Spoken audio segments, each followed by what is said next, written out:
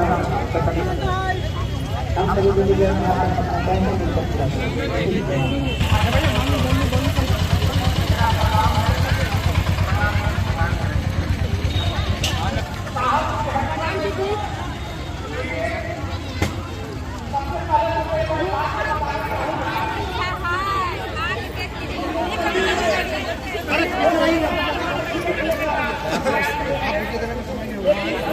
हाँ हमको आ ही जाइए, रोक देना है गेट पर।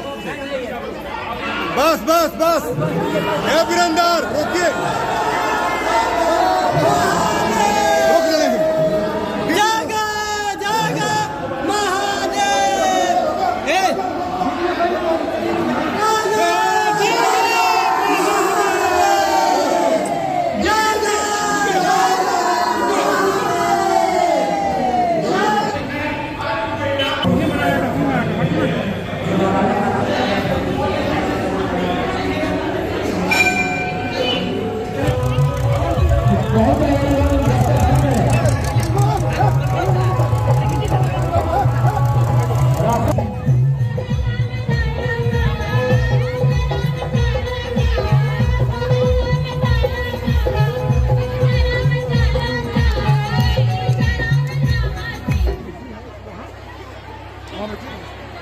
बैठे रहिए पत्रकार।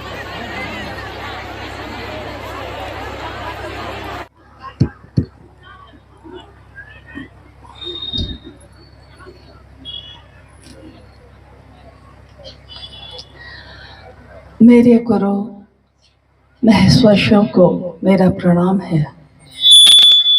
इस कालखंड के प्रथम शिव के शिष्य और हम सबों के परम आदरणीय वरिष्ठ गुरु भ्राता साहब श्री हरिंद्रानंद जी के चरणों में मेरा प्रणाम है।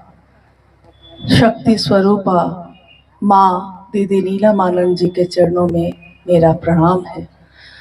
पाटन की इस पावन भूमि पे उपस्थित आप सभी गुरु भाई गुरु बहन के चरणों में मेरा प्रणाम है।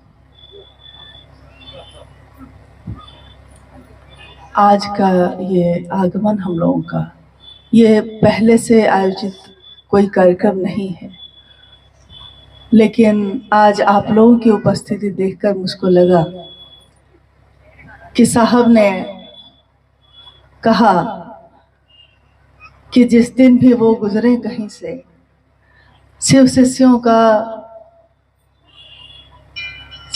की उपस्थिति हर जगह देखने को मिले। जब जिस दिन ऐसा हो जाएगा तब मैं समझूंगा कि गुरु का कुछ काम हुआ है।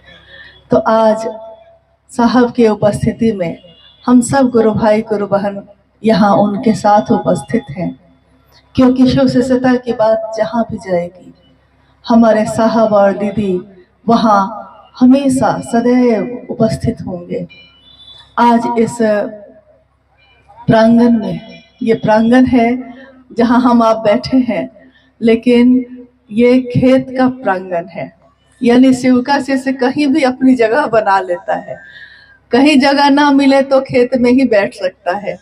कल हम लोग जहाँ थे पहाड़ पे ही बैठे थे, तो पहाड़ हो, झरना हो, नदी हो, सरसों के फूल खिले हों या खेत हो, कहीं भी बैठ के महादेव की बात हो सकती है। और जिस पावन भूमि पे हम आप आज यहाँ उपस्थित हैं, ये साहब और दीदी माँ के लौकिक जीवन की महत्वपूर्ण झलक यहाँ देखने को दुनिया को मिली। जिस साल वो यहाँ थे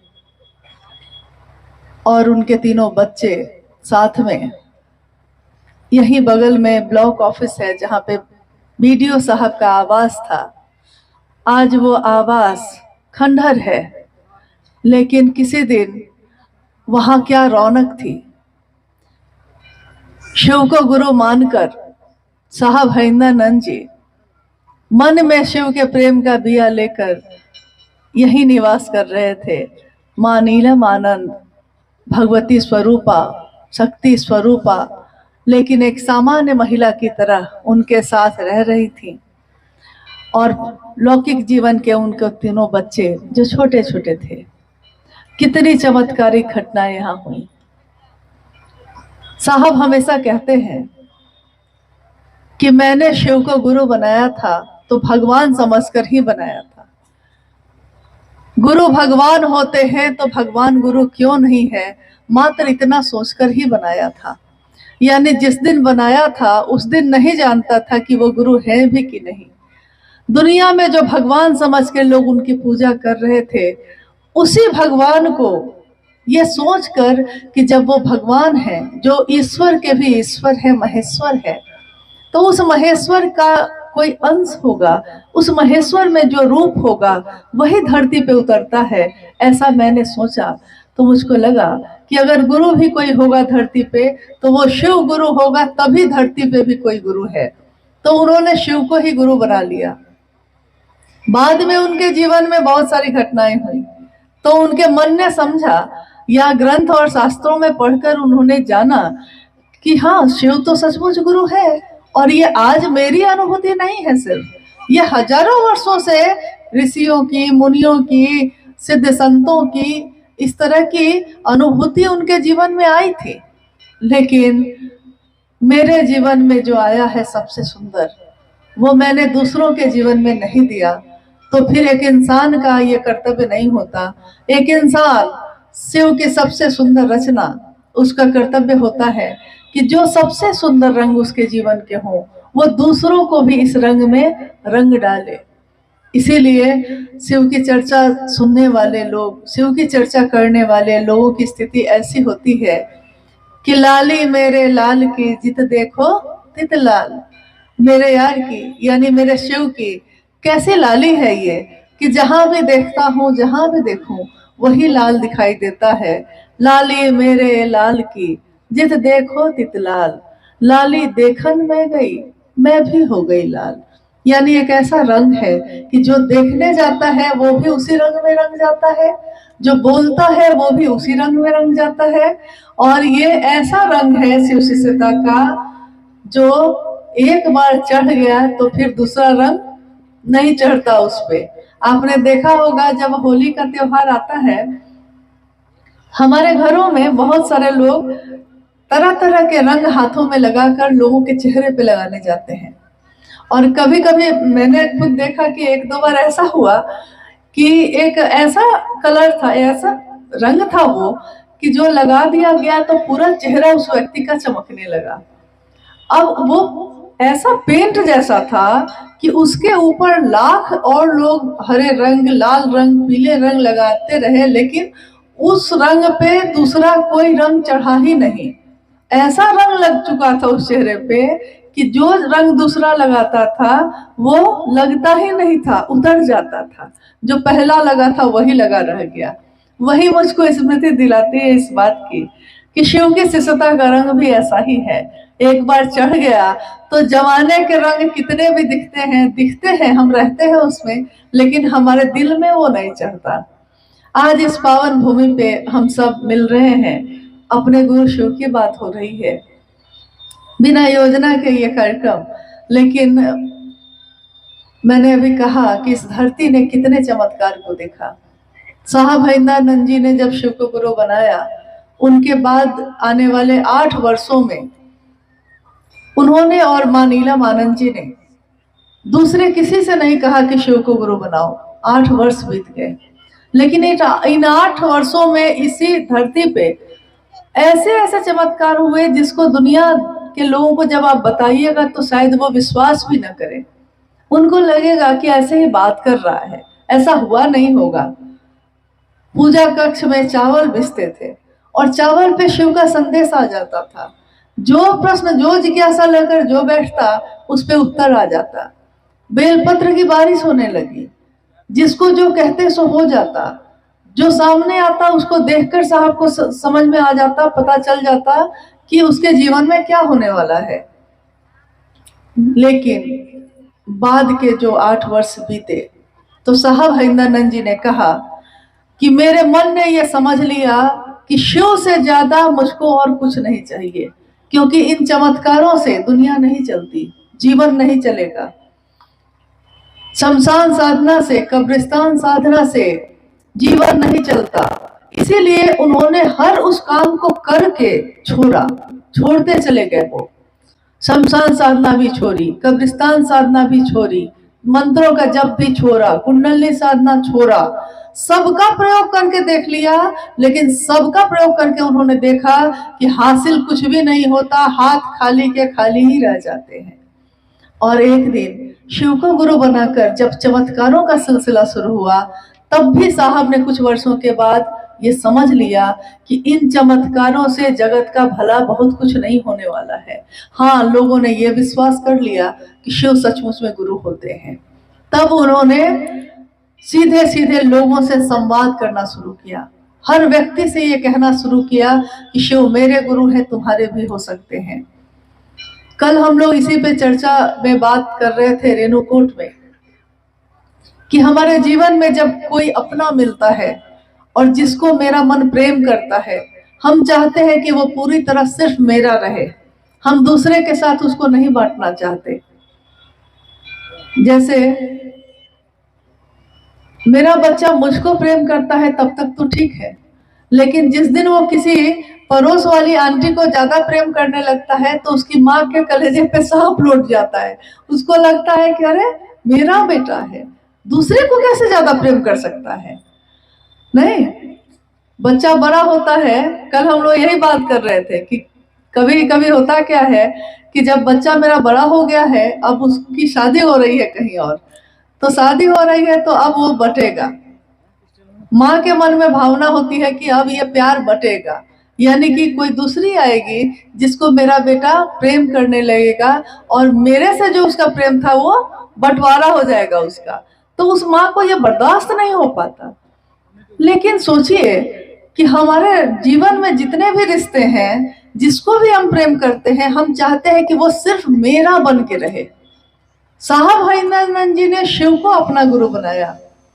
कायदे से तो उनको भी यही सोचना चाहिए था कि ये शिव जो मेरा गुरु हुआ है, ये सिर्फ मेरा गुरु बन के रहे, किसी और का नहीं बने। मैं भी सिर्फ इसका बन के रहूं, किसी और का नहीं बनूं। लेकिन ऐसा हुआ?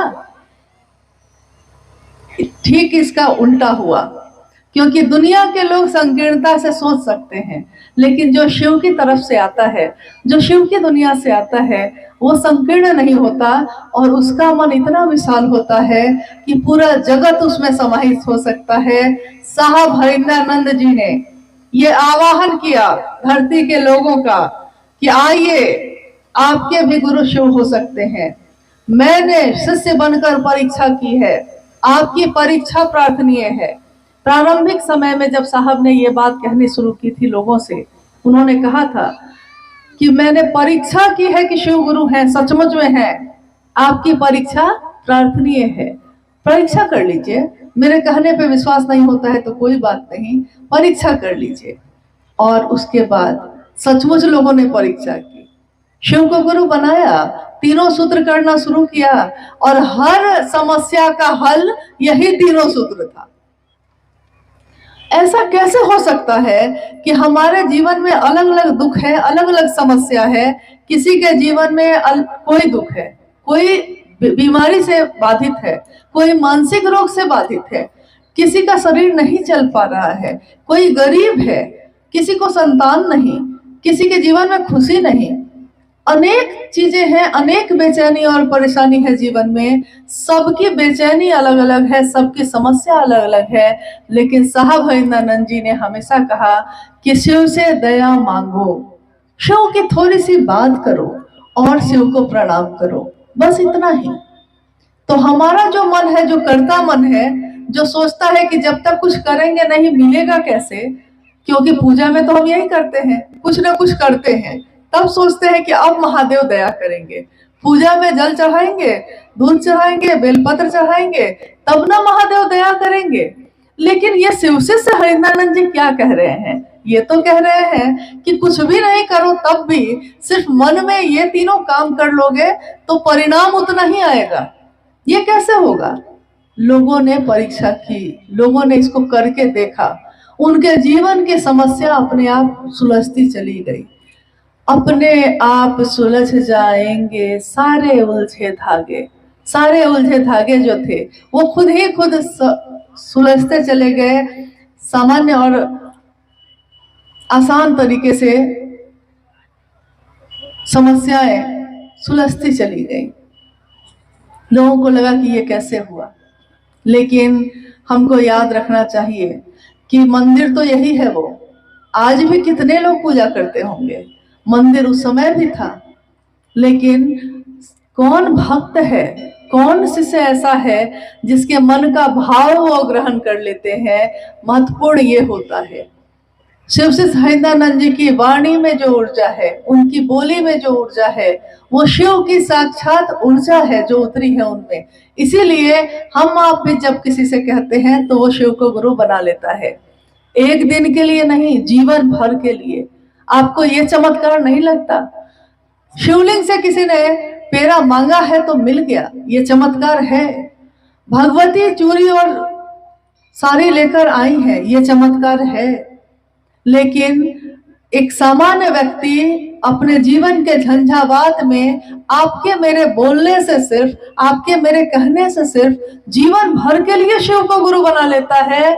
ये कितना बड़ा चमत्कार है, लेकिन हम लोग इस पर ध्यान नहीं देते। चमत्कार बंद नहीं हुए हैं, चमत्कार आज भी उतने ही और वेग से घटित हो रहे हैं, लेकिन हम सामने, आंखों के सामने देखना चाहते हैं, अपने जीवन की चीजों पे नहीं देखते।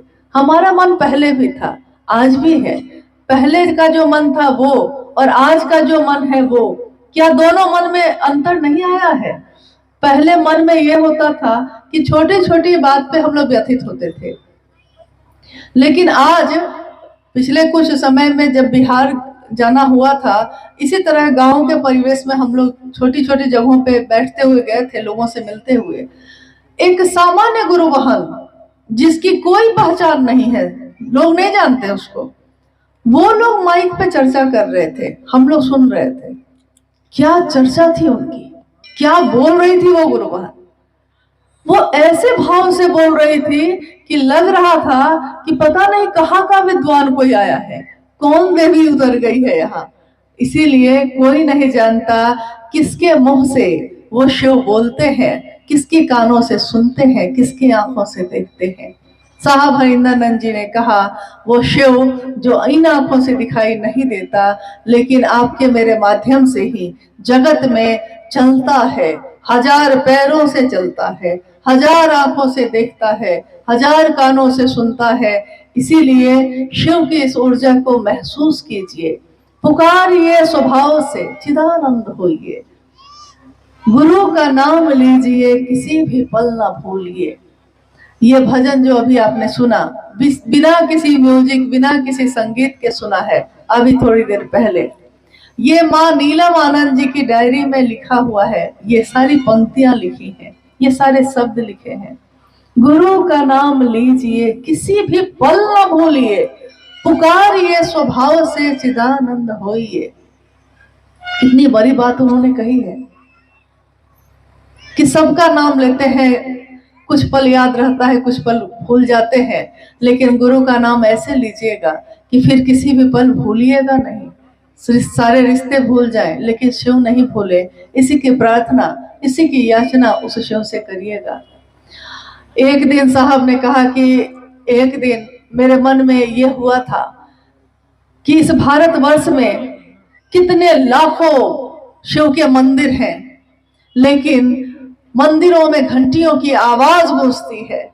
लोगों के कानों में जो मधुर ध्वनि गूंज रही थी घंटियों की, साहब हरिंद्रानंद जी उन ध्वनि को लोगों के जीवन में घोलना चाहते थे।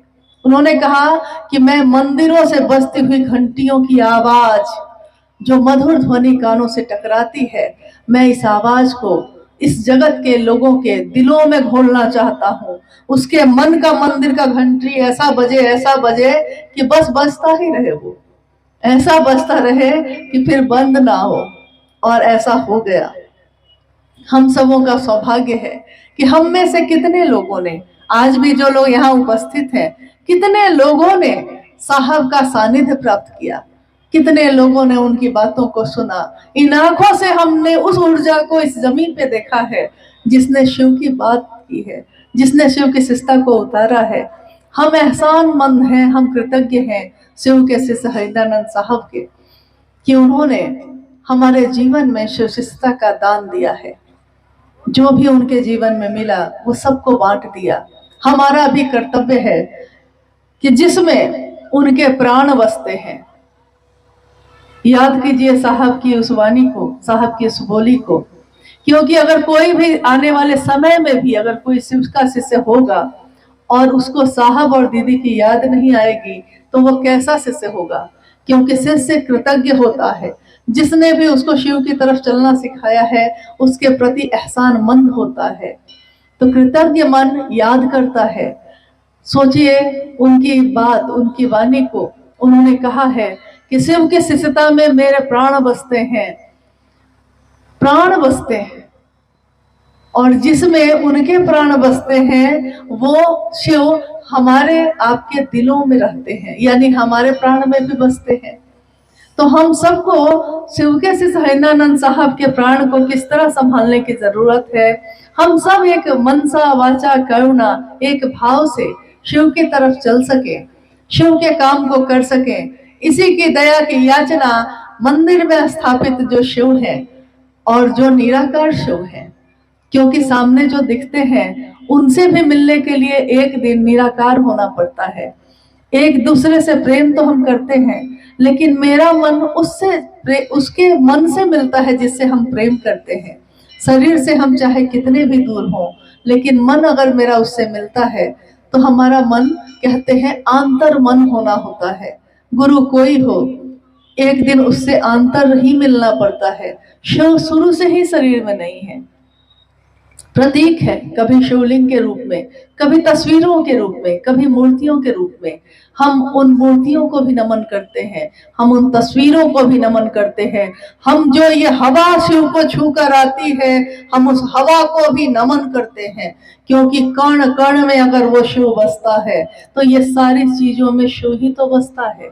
ये सरसों के फूल जो खिले हैं चारों तरफ हमारे आपके, इन सरसों के फूलों में भी जो पीले पीले फूल हैं, उनको भी देखकर तो शिव की ही याद आती है। नहीं, तुम मिले दिल खिले, और जीने को क्या चाहिए। लोग गीत गाते हैं अपने प्रेमी के लिए, हम गीत गाते हैं अपने शिव, अपने साहब दीदी के लिए, कि तुम मिले हो, ऐसे मिले हो, कि तुम मिले दिल खिले, और जीने को क्या चाहिए।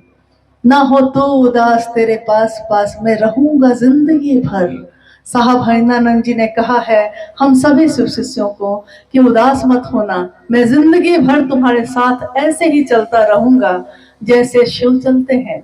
शिव की सत्ता, शिव के लोग, शिव के गण, शिव के शिष्य भी वैसे ही चलते हैं। ये एक जन्म का रिश्ता नहीं है, जन्मों जन्मों का रिश्ता है, और जन्मों जन्मों तक ये जीवात्मा मेरे अंदर जो है, आपके अंदर जो है, ये जीवात्मा चाहे जितने भी शरीर बदल ले, लेकिन एक बार इसने साहब हरिनानंद जी का संग ले लिया है तो वो जब तक हम शिव से हो नहीं जाएंगे वो हम लोगों को छोड़ेंगे नहीं। क्योंकि उन्होंने कहा है ये कि मैं शिव से बनाकर ही छोड़ूंगा आप लोगों को। इसलिए हम सब उनको आज याद करते हैं, अपने मन में उनको महसूस करते हैं और नमन करते हैं इस पावन धरती को भी, इस हवाओं को भी, इस धरती के मिट्टी को भी, जहां हमारे साहब दीदी कभी कदमों से चले थे। सोचिए ये धरती कैसी ऊर्जावान है, जहां हमारे साहब दीदी रहे, निवास किया जहां उन्होंने, और एक लंबे समय तक शिवशिष्टता का बिया अंदर ही अंदर पल्वित पुष्पित होता रहा। जो 1982 में जब वो मधेपुरा में गए तो वहां पौधे के रूप में धरती के लोगों ने देखा, लेकिन ये पल तो रहा था यहीं से। आज की ये जो बात हो रही है बिना आयोजित, इसमें मैं आप लोगों से क्या कहूँ, शायद इतनी व्यवस्था यहाँ के गुरु भाई गुरु बहन नहीं कर सके होंगे, लेकिन जो भी किया होगा इन्होंने, जितनी भी जगह बनाई होगी, हमारा मन एहसानमंद है कि यहाँ पाटन के रहने वाले गुरु भाई गुरु बहनों ने, पूरे पलामू जिले ने या उसके आसपास के जिलों ने जो भी महादेव के काम के लिए अपनी सहभागिता दी है, अपना सहयोग दिया है, हम सब उनके कृतज्ञ हैं। और मुझको याद आता है कि यहीं से बगल में है मनातूगढ़, जहाँ जन्म स्थान है मां नीलमानंद का। मनातू में शिव गुरु महोत्सव हुआ था आप लोगों में से कितने लोग ऐसे हैं जो उस महोत्सव में शामिल हुए थे? अच्छा, बहुत लोग हैं जो शामिल हुए थे। अच्छा, आप भी हुए थे। मनातू के शिवगुरु महोत्सव में हम लोगों ने नहीं सोचा था कि इतने जगह के लोग आ जाएंगे, लेकिन कहाँ कहाँ के लोग आ गए थे, बस भर भर के लोग आ गए थे। अब वो जगह है छोटी सी और लोग आ गए थे बहुत ज्यादा, तो होगा क्या? जगह जब छोटी हो और लोग बहुत आ जाए तो क्या होगा? हम लोगों ने देखा रात में, जब हम लोगों को देखने हम लोग गए, मतलब गांव में जहां जहां लोग एक रात पहले आ गए थे, तो मैंने देखा कि चाहे वो हिंदू हो, मुसलमान हो, किसी भी जाति किसी भी धर्म के लोग जो वहां रहते थे, उन लोगों ने अपने घर के दरवाजे को खोल दिया था, खुद बाहर निकल गए थे और लोगों को अपने घर के बिस्तर पे जगह दी थी। जो उनके घर में था उपलब्ध वही खुद भी खाया और जो आने वाले लोग थे उनको भी खिलाया। थोड़ा ही था, थोड़े में गुजारा कर लिया। शिव की शिष्यता यही तो परिलक्षित होती है कि जो है मेरे पास मैं उसको भी दे सकती हूँ कि नहीं। क्योंकि बड़े बड़े लोग, बड़े बड़े महल के लोग भी इतना बड़ा दिल नहीं रख पाते हैं, लेकिन छोटी कुटिया में रहने वाला कोई अपनी कुटिया को भी खोल के दे देता है कि आइए भाई, जहां जगह मिले रह जाइए। तो शिव शिष्यता ऐसी ही होती है, जहां जाइए जगह हो ना हो जगह बन जाती है। मन भी ऐसा ही होता है, उसको अगर संकीर्ण करिएगा तो वो सिकुड़ता चला जाता है, अगर महादेव का साथ लीजिएगा तो वो विस्तार पाता चला जाता है, फैलता चला जाता है। मन ही है, एक दिन सिर्फ अपने व्यक्तिगत चीज को पकड़ता है, एक दिन ऐसा होता है कि पूरे जगत का भला सोचता है, पूरे जगत के लोग शिव की ओर चले इसकी कोशिश करता है, अपने व्यक्तिगत अहंकार को एक तरफ रख देता है और शिव के लिए झुक जाता है। शिव के लिए झुकने वाला किसी के सामने झुकता है। जिसने शिव को चाहा है वो दुनिया से क्या चाहेगा, लेकिन वो ये जरूर चाहेगा कि जिस शिव को मैंने चाहा है दुनिया के लोग भी उसको चाहे। तो हमारा यहाँ आना भी, आपका यहाँ आना भी तभी कृतार्थ होगा, कभी कभी ये उतरेगा हमारे जीवन में जब हम साहब हरिनानंद जी के संकल्प पे अक्षरशः उतर सके। जो उन्होंने कहा है, जो उन्होंने चाहा है, हम भी वही कर सके। क्योंकि प्रेमी का लक्षण भी यही होता है कि तुम दिन को अगर रात कहो तो रात कहेंगे, जो तुमको हो पसंद वही बात कहेंगे। तो साहब हरिनानंद जी को क्या पसंद है? आप लोग बोलिए, क्या पसंद है? खुद भी शिव के शिष्य बनिए और दूसरों को भी प्रेरित करिए। तो साहब हरिनानंद जी ने ही शिव को गुरु बनाया और दूसरों के जीवन में बांटा। शिव गुरु है ये बात सबसे पहले इस दुनिया में किसने कही? इतना धीरे क्या बात है। मतलब देखिए, यही बात है जो इंसान में एक है, विशेष उसका गुण है। क्या? किसी के शिकायत करना हो तो सबसे जोर से बोलेगा, शिकायत करने में 2 कदम आगे, लेकिन किसी की बड़ाई करने के लिए कह दीजिए तो सोचेगा, जो है उसको भी सिकोड़ लेगा, खुल के नहीं बोल सकता है। लेकिन शिव की शिष्यता में तो हमको ऐसा नहीं करना है। हम सबों को, इस जगह पे उपस्थित जितने भी लोग हैं, हम सबों को ये याद रखना पड़ेगा, क्योंकि बार बार ये याद करने की जरूरत है। जगत है ना, हर कुछ देर के बाद हम भटक जाते हैं, कभी इसके पीछे जाने लगते हैं, कभी इसके पीछे, कभी मेरे पीछे, कभी उनके पीछे। लेकिन साहब हरिनानंद जी ने कहा है किसके पीछे चलिएगा? शिव के। और शिव गुरु है ये बात किसने कही? पहला, दूसरा, तीसरा सूत्र किसने दिया? धीरे धीरे आ रही है गर्मी जोश धीरे धीरे आ रहा है। तो ये तीनों सूत्र के लिए किसने कहा? तो साहब हरिनानंद जी ने। और इन तीनों सूत्रों को कहा जाता है कि जिसका आदेश होता है उसी का बल, उसी की ऊर्जा उस आदेश में काम करती है। आदेश है गुरु शिव का, उतरा साहब हरिनानंद जी के माध्यम से। क्यों उतरा? क्यों नहीं हम लोग के माध्यम से उतरा? अगर हम और आप इतने विशेष थे तो क्यों नहीं उस दिन हमारे अंदर उतर जाता, आपके अंदर उतर जाता। आज जो हम दुनिया में घूम रहे हैं और हम में से कोई भी अपनी स्थापना की भूख लेकर चल रहा है, उसको याद रखना चाहिए कि अगर उस दिन शिव ने चुना है तो साहब हरिनानंद जी को चुना है। कारण एकमात्र यही है कि शिव की उतरी हुई ऊर्जा हर व्यक्ति बर्दाश्त नहीं कर सकता है। तार में बिजली गुजरी है, हर तार बर्दाश्त नहीं कर सकता है। अगर 440 वोल्ट गुजर गया तो ये मामूली पतली पतली तार जो होती है बिजली की जल जाती है। लेकिन अगर ट्रांसफार्मर होता है तो वो जलता नहीं है, वो उसको बर्दाश्त कर लेता है, संग्रह कर लेता है और धीरे धीरे दूसरे तारों में भेजता है, कम करके, वोल्टेज कम करके, ताकि वो बर्दाश्त कर सके, उसका बल्ब भी जल सके। नहीं तो शिव शिष्यता की ये मूल धारा इस धरती पे उतरी है, जहां जिनके माध्यम से वो एकमात्र है साहब हरिंद्रानंद जी, और कोई नहीं, न कभी कोई हो सकेगा। इस धरती पे इस काल में शिव के शिष्य के रूप में जिसको दुनिया के लोगों ने देखा है वो साहब हरिंद्रानंद जी हैं, अन्यथा और कोई भी नहीं। लेकिन उन्होंने ये चाहा है कि हम सब भी वैसे ही बने।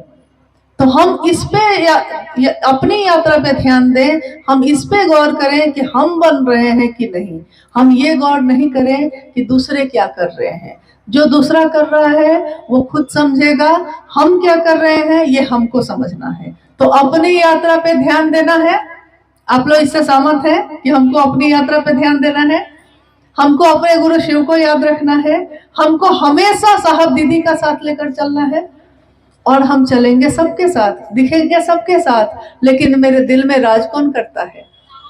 मेरे दिल में, मेरे दिल के सिंहासन पे कौन बैठा है? बड़ा धीरे बोलते हैं आप लोग। हम अकेले हैं इसलिए माइक की जरूरत है, लेकिन अगर आप लोग की तरफ पूरे भीड़ में हम उधर उस तरफ रहते तो हम सबसे ज्यादा जोर से चिल्ला के बोलते। नहीं, दीदी साहब बैठे हैं मेरे सीने में।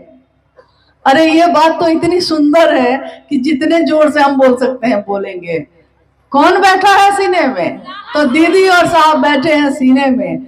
और किसके कारण बैठे हैं? क्योंकि हम नमन करते हैं अपने साहब को, अपनी दीदी माँ नीलमानंद जी को और अपने गुरु शिव को, कि उन्होंने हमारे आपके जैसे लोगों को, जिनमें कोई योग्यता नहीं, हम अधम हैं, हम पापी हैं, पता नहीं क्या क्या है, लेकिन तब भी शिव ने गले से लगाया है।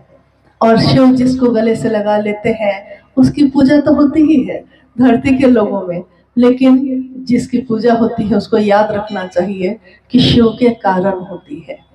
शिव से जिस दिन हम अलग हो जाएंगे, शिव से हरिनानंद जी के नाम से हम अलग हो जाएंगे, तो हमारी कोई बिसात नहीं है। इसलिए हमेशा उनका संग लेकर हम चल सकें, मनसा वाचा करुणा। अब हम लोग यहाँ से विदा ले रहे हैं। आप सभी के चरणों में प्रणाम करते हुए और शिव की शिष्यता की इस धारा को अपने द्वारा आप जहाँ तक बढ़ा सकते हैं जरूर बढ़ाने की कोशिश करिएगा। महादेव हम सब पे दया करे, महादेव हम सबका कल्याण करे। आप सभी के चरणों में प्रणाम।